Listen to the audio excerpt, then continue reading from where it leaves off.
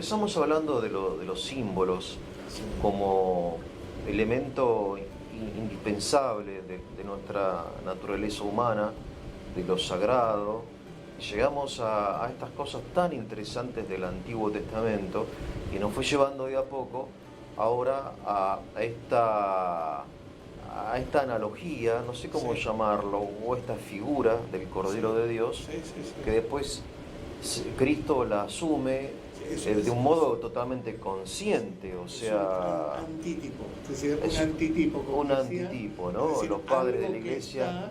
Está en lugar de aquello claro, que se está diciendo. Porque un padre de la iglesia decía que el Antiguo Testamento está...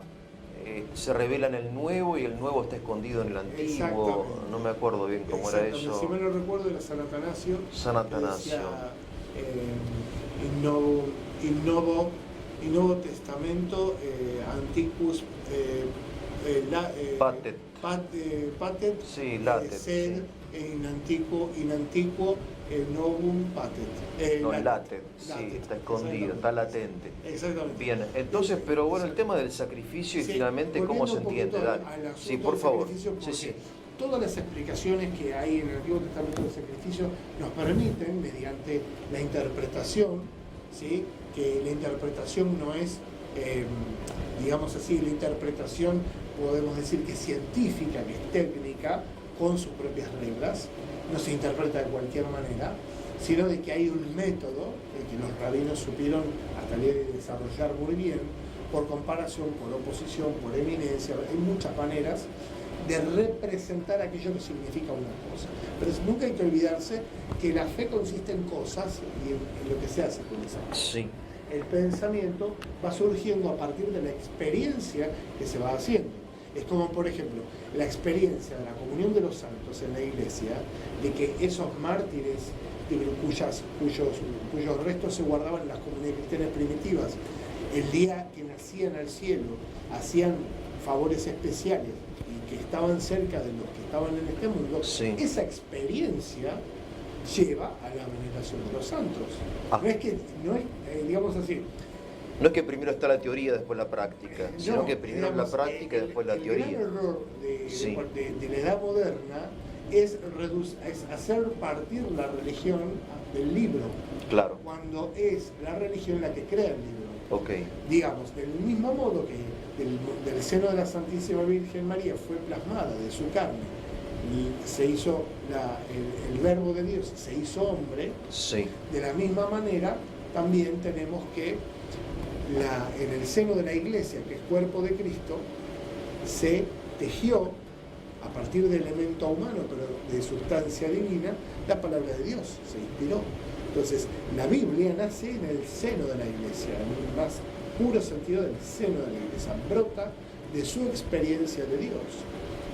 Entonces, y no es algo propuesto. Siempre la herejía, por ejemplo, cuando aparece, es decir, la separación, de vuelta, esta división surge a partir de alguien que postula en teoría otra cosa, no necesariamente que hace algo distinto, sino que hace podemos decir, un ingreso intelectual divergente. O sea, no es, como dicen, la herejía es una verdad que se ha vuelto loca.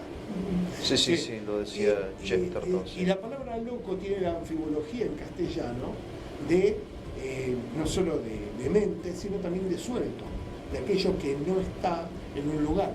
Está loco, está suelto. Es algo, digamos así, de hecho se usaba hasta hace muchos años, gente mayor decía que una pieza está loca, era porque estaba suelta, estaba desgajada de las demás. Interesante. Esta manera de separar, desgajarse, cerrarse al centro, es una desgracia para aquel que lo padece. Claro. Por eso, no es que nuestros tiempos no tengan oportunidad de estar en comunión con Dios, al revés. Es una época maravillosa para encontrarse con Dios, porque, digamos así, es un tiempo en el cual el estar expuestos a tantas posibilidades, si dejamos que suceda, nos expone a muchas experiencias. Es decir, tenemos la oportunidad de tener unas experiencias ricas que nos ayuden a madurar como seres humanos, porque sin lo humano no hay fe, no hay religión, no hay Dios. Es lo humano lo que suscita esta aparición de Dios. No es una necesidad puramente de nuestra mente, sino de que nuestra mente ha sido diseñada por alguien que le dio una finalidad. Es como que nosotros viéramos los vehículos y nunca nos diéramos cuenta que fueron hechos para utilizar un determinado combustible, que nos pareciera una arbitrariedad. No, aquel que lo diseñó hizo una cosa para la otra. Entonces, aquel que lo diseñó tiene el conocimiento sobre eso. Por eso, así como los autos no tienen el poder de elegir de usar gasoil o nafta, sino que tienen su plenitud está en conocer su naturaleza y usar el combustible que le corresponde, de la misma manera el corazón humano tiene 10 indicaciones del fabricante en el anverso de su corazón, que son lo que llamamos mandamientos. Claro. La finalidad de la fe no son los mandamientos, es el fundamento. Sin ellos no hay una praxis. En la lucha por ellos hay una praxis. En el religarse, digamos, con Dios en medio de ellos, hay podemos decir, una gran flecha que nos señala lo que en nuestra fe cristiana son las bienaventuranzas, que es, al ser un estado de gracia, es un estado en el cual está por encima de la capacidad del hombre, el cual no puede realizar sin la ayuda de Dios. Por eso, una cosa es que comprendamos más profundamente para entender, diagnosticar de alguna manera a nosotros y el tiempo en el que vivimos, pero siempre en orden a la curación y a la superación. Ahora, te hago una interrupción porque hay un autor muy interesante, se llama Dalmacio Negro, un autor español contemporáneo, que él dice que en la actualidad estamos viviendo una época nueva donde la religión ya es como que no hay que estar ni a favor ni en contra, simplemente ha desaparecido, dice él. Que ya los jóvenes, por ejemplo, él es español y está observando la realidad europea, no es que estén en contra ni que luchen como decía Dostoyevsky, ¿no? Que en las esquinas de San Petersburgo estaban discutiendo los creyentes con los ateos con gran pasión, ¿no? O Chesterton ahí en La Esfera y la Cruz, que dos tipos que se pelean, sí. Una novela maravillosa, sino que hoy pasó. Esa es la impresión que a él le da. Puede ser una impresión de él, errónea, o superficial, me parece interesante. Ya está. Las impresiones son ya pasó. Yo creo que hay un asunto, y es que sufrimos a veces de un poco de ombliguismo. Y claro, está bien que nos importa el mundo en el que vivimos, pero no agota toda la humanidad. Entonces, a la par que nosotros tenemos una descristianización de Europa, no es una desaparición de la religión cuando Europa se está volviendo musulmana.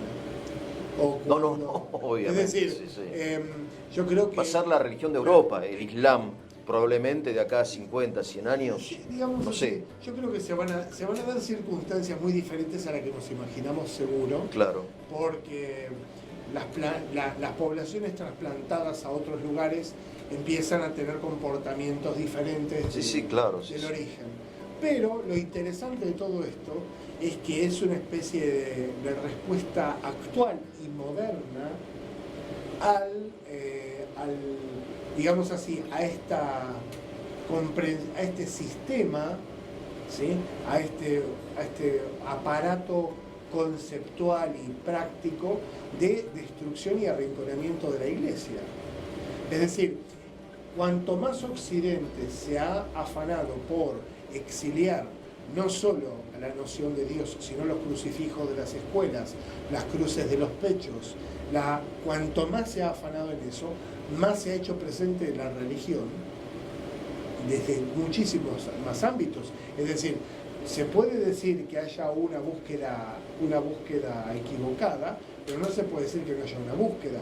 A esa razón decía que el profeta Oseas dice: enviaré, dice Dios, mi espíritu a la tierra, dice, y le dará hambre y sed de la palabra de Dios. y los hombres errarán buscándola del norte hacia el este. Errarán por la tierra y no la encontrarán. Habla en este caso el profeta Oseas del hombre orgulloso que busca, que se siente atraído por esa falta que habla desde lo más profundo, pero que quiere hacerlo desde sí mismo y no desde aquel que lo está llamando.